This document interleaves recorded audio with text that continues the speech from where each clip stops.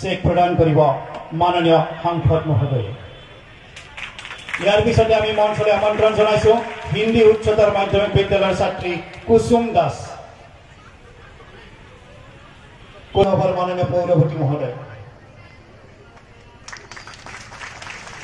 আমি মঞ্চলৈ আমন্ত্ৰণ জনাইছো PM শ্ৰী বীৰ মৃদুস্মিতা দেৱীক এই চেক প্ৰদান কৰিবৰ কাৰণে বঙাইগাঁও জিলা উন্নয়ন কৰ্তৃপক্ষৰ মাননীয় সভাপতি মহোদয় অনুৰোধ জনাইছো। হাসিনা বেগমক আমি মঞ্চলৈ আমন্ত্ৰণ জনাইছো।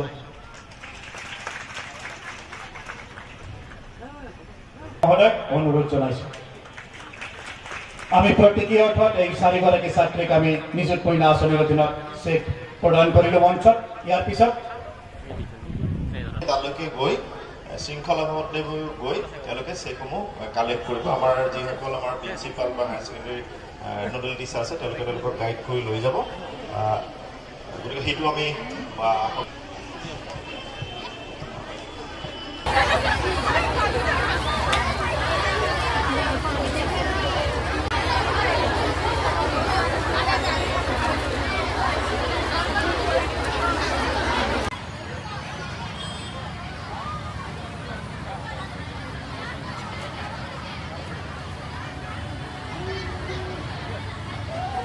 মই প্ৰথমতেই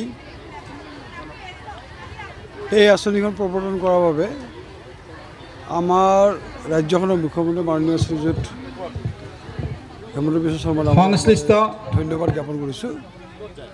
আৰু এই আঁচনিৰ জৰিয়তে অসমত মোটামুটি প্ৰায় 2 লাখ ছাত্ৰী উপকৃত হ'ব।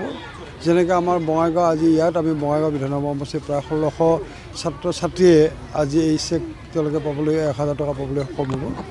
গতিকে মই ভাবোঁ ইয়াৰ জৰিয়তে আমাৰ যিবিলাক দুৰ্বল পৰিয়াল আছে, আৰ্থিক অনাটনত ভোগ কৰি থকা পৰিয়াল কিছুমান আছে, সেই পৰিয়ালবিলাক অন্ততঃ তেওঁৰ নিজৰ সন্তানগৰাকীক তেওঁ তাৰমানে মহাবিদ্যালয় বিদ্যালয় বা স্কুলত পঢ়াৰ ক্ষেত্ৰত তেওঁ আৰ্থিক দিশত কিছু হ'লেও সকাহ পাব।